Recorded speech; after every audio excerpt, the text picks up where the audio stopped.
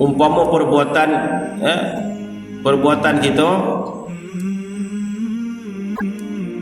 segala maksiat yang kita lakukan, jadi bukan sekadar dapat dosa, tetapi yang lebih besar daripada itu lagi, membinasakan hati kita.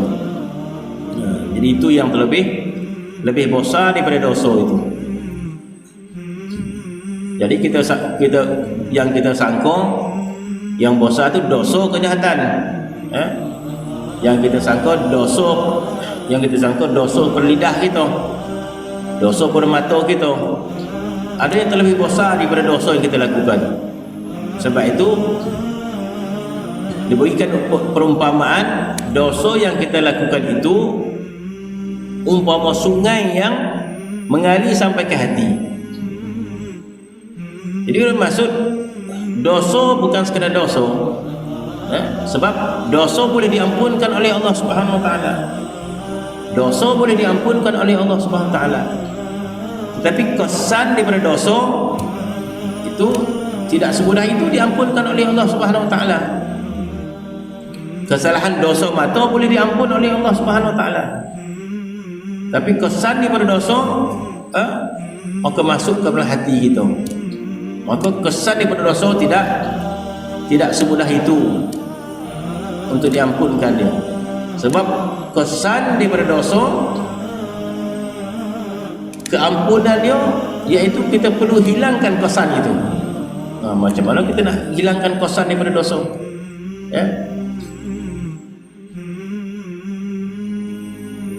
Sebab itu disebut juga, iaitu daripada memelihara akan melihat sekalian dunia yang harus dan yang makruh.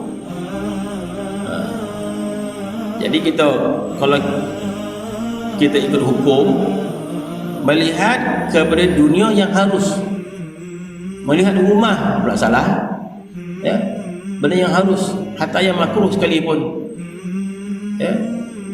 melihat benda yang harus tapi kesan dia membuat mudarat yang menyebabkan berdosa. Melihat harus tapi menjadi kesan kepada dosa. Melihat dunia yang harus tetapi kesannya menjadi tamak kepada hati kita. Melihat dunia yang harus hatta yang makruh tapi memberi kesan kepada hati kita, kecintaan kita kepada dunia itu. Maka kesan kecintaan kita kepada dunia ini sesuatu yang membinasakan kita. Benda yang membinasakan kita di akhirat nanti, menjadi tamak dan sebagainya. Maka tak boleh kita nak hilangkan, kecuali Allah Subhanahu Wa Taala mengkafarahkan kita. Dan Allah Subhanahu Wa Taala menyebut dalam Quran, yauma la yanfa'u malun wala banun illa man atallaha biqalbin salim. Allah Subhanahu Wa Taala berfirman, yauma la yanfa'u malun wala banun, hari akhirat itu tidak manfaat harta dan anak pinak, illa man atallaha biqalbin salim, kecuali orang yang datang bertemu dengan Allah Subhanahu Wa Taala membawa hati yang sejahtera. Hati yang sejahtera, masya-Allah, kita kata hati yang sejahtera. Jadi bermaksud segala maksiat yang kita lakukan, segala kesalahan yang kita lakukan memberi kesan kepada hati kita. Dosa kita mungkin diampunkan oleh Allah Subhanahu Wa Taala, tetapi kesan maksiat, kesan kekotoran hati kita bawa sampai ke akhirat nanti. Maka Allah Subhanahu Wa Taala menyebut hari akhirat itu tidak akan manfaat kecuali yang bertemu dengan Allah Subhanahu Wa Taala dengan hati yang sejahtera. Maka diumpamakan umpama sungai yang membawa segala kotorannya masuk ke hati kita, maka hati bertambah kotor. Maka terangkanlah hati itu dengan makanan yang halal, dengan zikrullah, dengan membaca Al-Quran, dan juga melihat ya, memelihara daripada perkara yang haram, memelihara daripada melihat dunia ini dengan penglihatan yang tamak. Melihat dunia dengan penglihatan yang tamak adalah haram. Maka tak ada pilihan yang lain kecuali melihat dunia ini dengan penglihatan yang qanaah, ataupun melihat dunia dengan penglihatan yang zuhud. Melihat dunia, apa hukum melihat dunia dengan penglihatan yang zuhud? Wajib hukum ni. Ya? Apa hukum melihat dunia dengan penglihatan yang zuhud? Wajib hukum ni. Sebab apa? Sebab bila kita tidak melihat dunia ini dengan penglihatan yang zuhud, bermaksud kita melihat dunia dengan penglihatan yang tamak. Kita nak jadi macam mana lagi? Nak jadi tengah-tengah tak jadi tak? Ya? Sekiranya kita tidak melihat dunia ini dengan penglihatan yang zuhud, maka sebaliknya lah, kita akan melihat dunia dengan penglihatan yang tamak. Kita melihat dunia dengan penglihatan yang halaba. Jadi apa jadi dia? Maka masuklah halaba itu dalam hati kita, maka dalam hati kita ni halaba terhadap dunia. Apa jadi hati kita kalau kita mati? Hati kita halaba pada dunia. Jadi ulama kata tidak ada satu yang amat malu orang yang mati masuk dalam kubur tapi hati dia tamak kat dunia.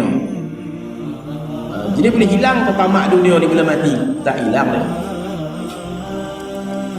Bila nak mati tu tamak tak hilang. Jadi bila mati hilang ke tamak? Tak hilang tamak. Maka suatu perkara yang memalukan kepada jenazah masuk alam barzah, rotor ni semua tinggal kat atas, tetapi tamak tu dia bawa. Jadi orang bodoh. Harta ni mana? Tak ada, tapi tamak dia bawa. Jadi sebelum kita tinggalkan dunia ini, sebelum dunia meninggal, kita tinggalkan dunia, kita tinggalkan dunia ini dengan zuhud. Bermaksud jadi zuhud itu benda yang wajib sebenarnya, kita ya tak nak. Jadi zuhud kepada dunia benda yang wajib. Bermaksud kita tinggalkan kecintaan kita kepada dunia, dan sekiranya kita ingin mencintai sesuatu, sekiranya kita ingin mencintai sesuatu, tak ada pilihan. Kita tak ada pilihan. Sekiranya kita ingin mencintai sesuatu, maka cintai akhirat. Ya, kita suka kepada harta, kita suka kepada rumah. Sekiranya kita ingin mencintai itu, cintailah akhirat. Jadi bila kita cinta kepada akhirat, masuk alam barzakh, betullah benda tu. Sebab kita mencintai benda yang baqa. Kalau kita kekal cinta kepada dunia ini, jadi dua kali kebodohan. Dua kali bodoh gitu. Satu, kita tinggalkan benda yang kita cinta. Satu ni kita bawa kecintaan tu ke alam barzakh. Ingatan pada dunia kita bawa di alam barzakh. Jadi bermaksud zuhud pada dunia hukum dia wajib. Jadi terpulanglah pada kita kan. Jadi maksud hukum dia wajib, bermaksud kecintaan kita perlu kepada akhirat. Kita nak bawa akhirat. Semakin doket kubur, semakin doket berkubur. Tapi dunia ni kita palu lagi, palu. Sampailah bawa alam kubur nanti. Kita palu lah dunia sampai alam barzakh. Jadi dikatakan malu sangat di hadapan Allah Subhanahu wa taala. Kita berada di hadapan Allah, maka Allah Taala nampak hati kita dan memeluk dunia. Bawa ada dunia ni, malu sangat. Sebab tamak dunia kita bawa. Jadi Masya Allah, tak ada pilihan yang lain kecuali kita tidak lagi memandang dunia ini dalam hati kita. Bukan kita campak-campak tak. Dia maksud sebab Masya Allah kita kata akhirat benda yang gaib, benda yang tak nampak, disebabkan lemah iman kita, lemah yakin kita. Sebab tu kecintaan kita pada akhirat tu tak kuat, berpunca iman kita yang lemah. Sekiranya iman kita kuat, maka kita melihat akhirat itu lebih hampir kepada hati kita, maka kita mencintai akhirat melebihi dunia ini.